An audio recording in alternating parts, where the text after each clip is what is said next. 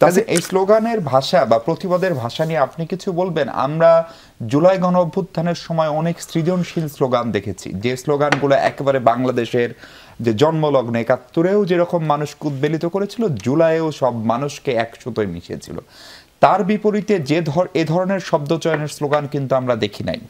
এখন যে ধরনের স্লোগান হচ্ছে সাধারণ শিক্ষার্থীর ব্যানারে বা যেখানে হোক, অভিযোগের তীরটা আপনাদের দিকেও যাচ্ছে। কারণ মনে হচ্ছে বিএনপিকে কোণঠাসা করার, অথবা বিএনপি যেহেতু বড় দল, ধারণা করা হচ্ছে নির্বাচন হলে বিএনপি সরকারে চলে আসবে, সরকার গঠন করবে, এবং এরকম কথা বলা হচ্ছে নির্বাচন বিলম্বিত করার জন্য এসব হচ্ছে কিনা। আন্তরিকভাবে ধন্যবাদ জানাচ্ছি। যমুনা টিভিতে যারা আমাকে দেখছেন, আমার সাথে সহ দুজন আলোচক আছেন। শান্ত ভাই আমার অত্যন্ত শ্রদ্ধার, আশরাফ ভাই আছেন। আপনি যে প্রশ্নটা করেছেন, এখানে আমিও আসলে ঠিক এইভাবেই বলতে চাই, যেটা একটা প্রতিক্রিয়া। হ্যাঁ, তবে স্লোগানের যে ভাষা, এই স্লোগানের ভাষার জাস্টিফিকেশন নিয়ে আমাদের আলোচনা করার সুযোগ আছে। এখন সমস্যাটা কোথায়? সমস্যাটা হচ্ছে যে এই আলোচনাটা, মানে যেহেতু এখানে দলগতভাবে এনসিপি এ ধরনের কোনো স্লোগান দেয় নাই, কাজেই এই জাস্টিফিকেশনটার ব্যাপারে আমি আসলে আলোচনা করতে পারি না, আমার সেই রাইটটা নেই। তবে যেটা আপনি বলেছেন সেটার সাথে আমার কোনো ডিসএগ্রি নাই, যে প্রতিবাদের যে ভাষাটা আরও সংযত হতে পারে। এবং আপনার একটি কথার সাথে আমি খুবই এগ্রি করি যে এটা আপনি প্রতিক্রিয়ায় আমরা দেখেছি দুদলই, যারা নিহত হয়েছেন এবং যারা তাকে হত্যা করেছে, দুজনেরই নির্দিষ্ট একটি দলের সাথে তাদের সবার সাথেই একটা সম্পর্ক একটি নির্দিষ্ট দলের আছে, যুব দলের তারা কর্মী ছিলেন।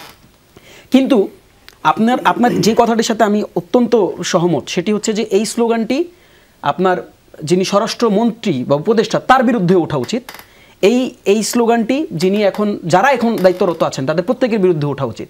এর সাথে আমার কোনো দ্বিমত নাই, কারণ আইন শৃঙ্খলার দায়িত্ব তাদের আছে। তবে মিশু ভাই, যে বিষয়টি আমাদের অবজ্ঞা করলে চলবে না, যে বিষয়টি আমাদের প্রচণ্ড রকম মাথায় রাখা জরুরি, যে দেখেন এই পুরো যে হত্যাকাণ্ড, এই পুরো হত্যাকাণ্ডের ভেতরকার যে আসলে, বা ভেতরকার না, আসলে সাইকোলজিটা কি, এটার এই যে এরকম একটা হত্যাকাণ্ড এক্সিকিউট হয়ে গেল, আপনার এটার তো একটা ফ্যাক্ট আছে, আপনার ফ্যাক্টটা কিন্তু আপনাকে বুঝতে হবে। দেখেন, আমার কাছে যেটা মনে হয়েছে যে মাফিয়া তন্ত্রের যে জায়গাটা, সেই জায়গাটাতে কিন্তু এখনও ভাববার বিষয় আছে।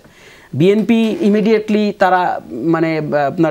তাদের যে অফিসিয়াল লেটারের মাধ্যমে তারা যারা হত্যাকাণ্ডের সাথে যুক্ত এরকম কয়েকজনকে বহিষ্কার করেছে। দেখেন, এখানে শুধু বহিষ্কারই সমাধান না, বিএনপির টোটাল যে পলিসি সিস্টেমে কিন্তু এই পরিবর্তনটা আনা জরুরি। বিএনপি বহিষ্কার করা ছাড়া কি করবে? বিএনপি তো তাদেরকে আমি তাদের ব্যাপারে বলছি না, কিন্তু তাদেরকে নিয়ে কি করবে? তাদেরকে তো ফাঁসি দেওয়ার সুযোগ বিএনপির নাই।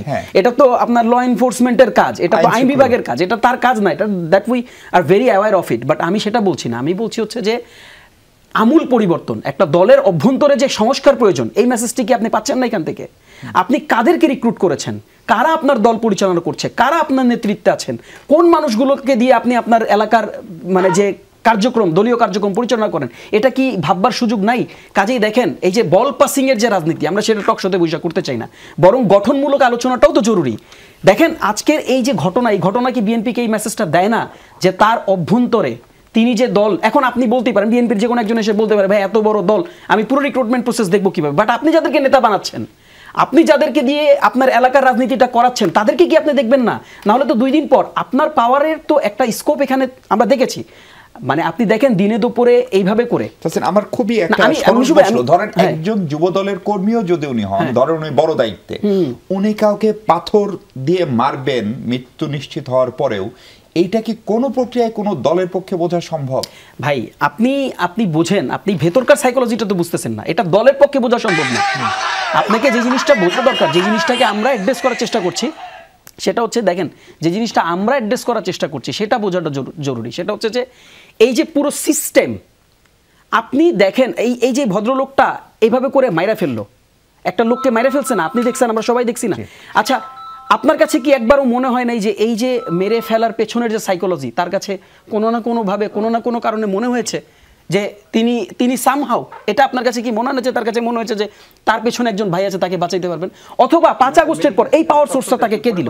আমাকে সেটা বলেন। সেটাও তো একটা প্রশ্ন। আপনার কাছে কি এটা মনে হয় না যে তার ভেতরকার সাইকোলজিতে, কেন জানেন, আমি এই জিনিসটা বারবার অ্যাড্রেস করার চেষ্টা করেছি। দেখেন, একটা ব্যাপার আপনি বোঝেন, যখন কিনা একটা বড় রাজনৈতিক দল এই সরকারকে ঠুনকো মনে করে, যখন কিনা একটা বড় রাজনৈতিক দল এই সরকারকে তুচ্ছতাচ্ছিল্যতা করে, যখন কিনা একটা বড় রাজনৈতিক দল এই সরকারকে বলে 5 মিনিটের মধ্যে সরায় ফেলবে, ধাক্কা মেরে ফেলে দিবে, তখন তার দলের কর্মীরা যারা পেছনে বসে সেই নেতার স্লোগান দেয়, তখন কি মেসেজ যায় তার কাছে জানেন? তখন তার কাছে মেসেজ যায় যে এই সরকারের আইন শৃঙ্খলা রক্ষাকারী বাহিনী, যেই সরকারকে আপনি ধাক্কা মেরে ফেলে দিতে পারেন, সেই সরকারের আইন শৃঙ্খলা রক্ষাকারী বাহিনী তার কাছে কি? তার কাছে কি কিছু? কাজেই দেখেন মিশু ভাই, আলোচনাটা মোর ক্রিটিক্যাল। কিন্তু আমি কোনো দলের কাছে বল পাস করতে চাই না। আমি চাই যে আগামীর বাংলাদেশে যেন এই ধরনের হত্যাকাণ্ড না। আজকে এখানে 3 জন যারা আছেন তারা কি কেউ চান? অথবা আমি আপনার কাছে একটা প্রশ্ন করি, তারেক রহমান সাহেব যিনি তার দল পরিচালনা করছেন, তিনি কি আসলে এটা চান? তিনি তো চান না, এটাই তো বাস্তবিকতা। আমরা তো এটা জানি, বুঝি।